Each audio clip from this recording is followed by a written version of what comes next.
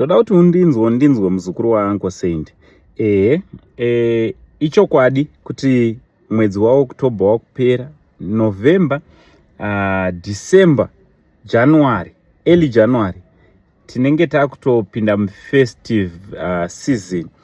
Saka ndakanga ndichizvibvunza inini ndichifunga kuti zvairi festive season zvinomborevei kuti festive season. Festive season ndikabva ndaona kuti mwaka wemitambo yakasiyana siyana. Mitambo yakafanana nema-celebration parties, vamwe vanenge vachiitawo ma-graduation parties, kune mapati anowanda, andi ma-Christmas parties, vamwe vanototanga kutoita ma-early Christmas parties, depending nekuti mamwe ma-organizations muna kutanga kwa December vanenge vatoita ma-Christmas parties zvichidaro. Kotiwo vamwewo mudzimhuri vanenge vachisangana vachiita zvakasiyana siyana. Ndati ndigare ndataura nguva yacho isati yasvika. People be celebrating. Anditi festive season ndeye kucelebrata kuchengetwa naMwari, vanhu vanocelebrata zvinhu zvakasiyana siyana. Kutaura kuno kune umwe munhu akutopinda pressure yekuti gore razvara kupera, inini handina chekucelebrata. Pamwe musikana ari kuti mafriends angu ese akaroorwa, and now ndatova kuma-30s handisati ndaroorwa, and handichazive kuti ndoita sei.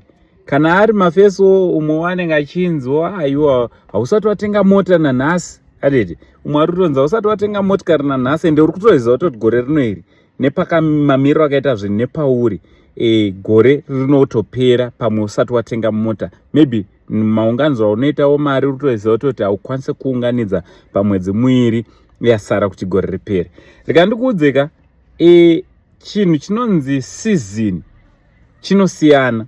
Kutaura kunoku kuno kuZimbabwe kunoku tiri muspring, anditi takuda kupinda musummertime, anditi but kutaura kuno kune dzimwe nyika vari tori muwinter. Izvezvi kutotaura kunoku pasame time yauri kutoona vhidhiyo rino iri, same time yandiri kutoita vhidhiyo rino iri, tiri muspring, but kune vari tori musummer, pane vari tori muwinter vakatopfeka majaketi. Izvezvi chando chiri kutorova zvisingaite kwavari.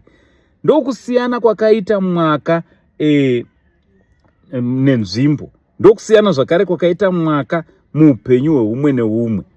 Muzukuru wangu, usapiwe pressure nevanhu nekuda kwekuti vari muwinter iwe uri muspring, kana kuti usapiwe pressure nekuti vanhu vari muspring vakapfeka mashoti iwe uri muwinter, nekuti upenyu huno hwatiri kurarama tese takadaiwo tine nguva nemwaka zvakasiyana. Tese takadaiwo mikana yedu inouya zvakasiyana. Kutaura kunoku inini saAnko Saint, pamwe mukana wangu wakavhurika kana kuti hausati, but kutotaura kunoku pane umwe munhu wandikatokura naye andori nemukana wakatovhurika, akatotenga imba, akatoita a lot, vamwe watova mamillionaire paeji yandiri inoi. Saka handifaniri kupiwa pressure nekuti mwaka nemukana wangu hausati zvakwana, time yangu haisati yasvika. Newewo futika, kana pane akaroorwa ane 22 years, Mwari akati iwe ucharoorwa une 35 years, anotoziva kutoti ndo the right time. Usapiwe pressure neanenge akasika kuitikirwa nezvinhu. Mazviwa, nekuti kana riri bhaibheri rinototaura kuti zvonanzi time and chance happeneth to them all. Enda unoverenga kuna Muparidze, Ecclesiastes, anototaura kudaro. Is it chapter number 9 verse 11, somewhere there. Inototaura kuti this race is not for the swiftest, nor the battle for the strongest, nor the food for the wise, but time and chance happeneth to them all. Inoreveiko vhesi iwe? Inoreva kuti zvoni chinhu chinonzi nguva nemukana. Tadzidza tese, vamwewo hatina kuwana mukana wekudzidza, but pane chinozonzi mukana chinowanikwa kune munhu wese. Ende mukana kana uchiuya wakuda munhu ane ziso remweya rekunzwisisa kutoti no, ndatopinda musizini yangu yekuchinja upenyu hwangu. Nekuti vamwe vanhu kutaura kunoku, vamwe vanhu marombe, noti nekuti vanofana vari marombe, but mukana pawakauya havana kugona kuuvhura ziso kuona kuti mukana uyu wekubata kwandaita 10,000 ndiri kufanira kuita zvakati nezvakati kuti upenyu hwangu hwese nehwevana nevazukuru hunge huri hunoshanduka. Vakafunga kuti pamwe mukana iwowo ucharamba uripo, ende ubva waspenda mari, ubva vaitambisa mukana zvekuti kuti udzoke zvakare mukana iwowo takungosimbisana kuti mvura inoerera nepayakamboerera napo ichishona chiriko, but unogona kusadzoka nenzira yawakanga wauya nawo. So hama yangu, usapiwe pressure season yako isati yakwana. Upenyu hwatiri kurarama wakadaiwo takafanana nemapokponi. Mapokponi uri kuona zvaanoita ese anoiswa mafuta, same heat, same pot, same cooking oil, but pakupopa unonzwa poto ichiti pa pa pa 1 pa pa pa pa pa pa pa. Inzwazvo zvazviri kungoreva ndezvekuti buti rimwe nerimwe, anditi tsanga yechibage imwe neimwe ine a certain temperature kana heat yaino appreciate kuti inge iri inopopeka. So newewo futika kunonoka hakusi kurega. Teerera, kunonoka hakusi kurega. Kana zvinhu zviri kuita sezviri kunonoka muupenyu hwako, it doesn't mean kuti hazvisi kuzoitika. Itime chete, pane temperature yekuti heat ikasvika ipapo, mafuta akawana temperature iyoyo kubva kugasi, kubva kumoto, unotongozoona wega zvakutongoitika so easily. And rega ndikuudze zvaMwari kana zvakuuya zvakuitika, kana newe unotoshamisika kuti what's happening here. zvaMwari kana time yaMwari yasvika, zvinhu zvakukuitikira.